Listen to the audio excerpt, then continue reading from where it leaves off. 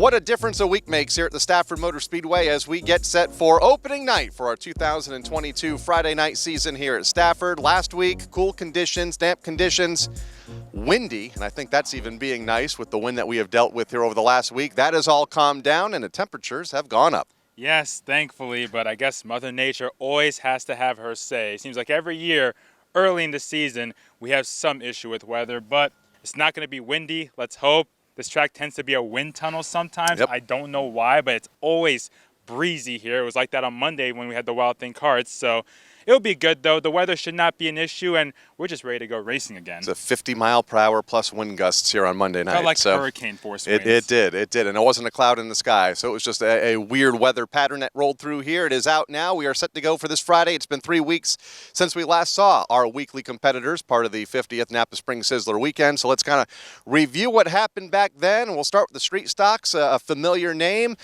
and a throwback paint scheme graced victory lane for the street stock competitors 3 weeks ago. Yeah, Travis Hyder and a throwback scheme to Ernie LaRose, who helps that team out a lot. Won the championship at Thompson back in 2002. So to celebrate 20 years to that year, they had a throwback scheme, and it's identical to the one that Ernie drove in 2002. What a way to bring it to the track. Travis always does good early on in the year. He won 4 races last year. It was his breakout season. Now he just has to put all the pieces together throughout the whole entire year, and he's without a doubt going to be one fighting for the championship. I mentioned Hovey before.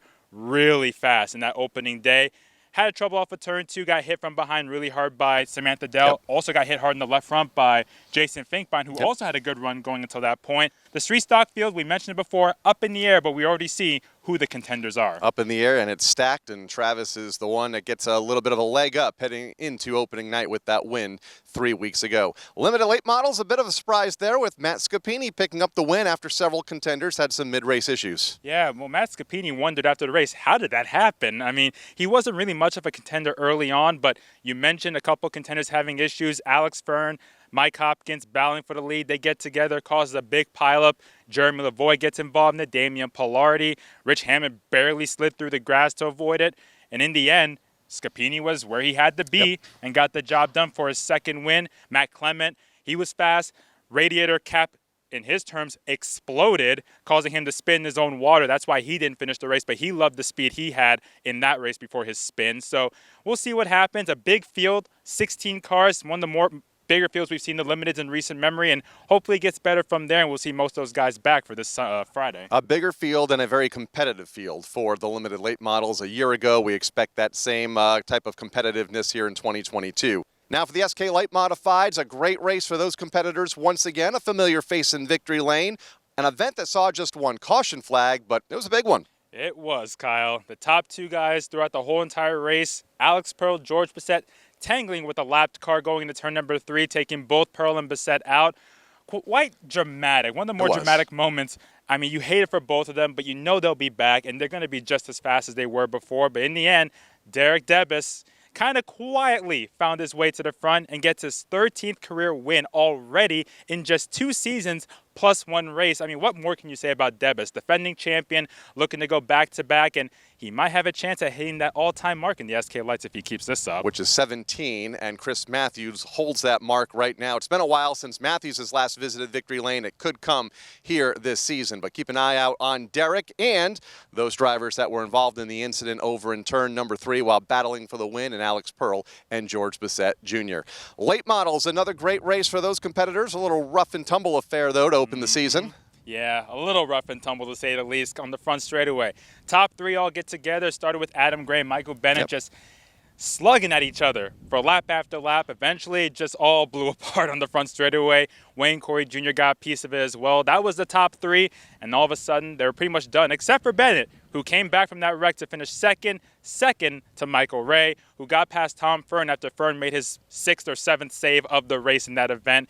But Michael Ray gets it done. Season opening victory, a big one for him. He just broke his long winless streak last year. Now he's back already to open up the season. We'll see if that's a sign that that 42 is here to play. His 10th win in the late model stock car since he has been competing here at the Stafford Speedway back since 2015 in that division. And in the SK Modifieds, a thrilling finish with a familiar name, the defending champ picking up right where he left off, but it wasn't easy. What a race. What a race from start to finish. But what a way to cap it. Todd Owen and Brian Narducci, two guys who go back. They worked together for several years. They went their separate ways. They had a couple incidents together, but they were very respectful. And what more can you say about it? It was just a really good race. 2/100ths of a second. It's amazing. We ended 2021 with a photo finish in the SK Modifieds, and then we start 2022 with a photo finish in the SK Modifieds. A very stacked field, but going back to Todd and Brian, they shook hands after the race in victory lane, a very classy moment. And people have their opinions on Brian, his racing style. What can you say about him in this race? He was very clean, very respectful, and put on a great show, and he might be one of the guys to watch this year if he keeps that up. Todd Owen, he's the defending champion, and normally waits till halfway through the season to get his first win. Took him one race. But we saw other guys do well. John Montesanto gets a top 5. 2 petty cash cars in the top 5. We saw Dan Weston tie his career best finish in the SKs with a 4th place finish. Ronnie Williams was back after struggling last year, finished 3rd and finished 4th in the open modified race in the Spring Sizzler. We saw Talman come back to finish 6th after a spin. Tyler Hines was involved in the wreck, but he was up there running top 5 for the most part. David Arute was fast. This is a stacked field in the SK Modifieds as always, but even this year, I mean, we saw over 30 SKs.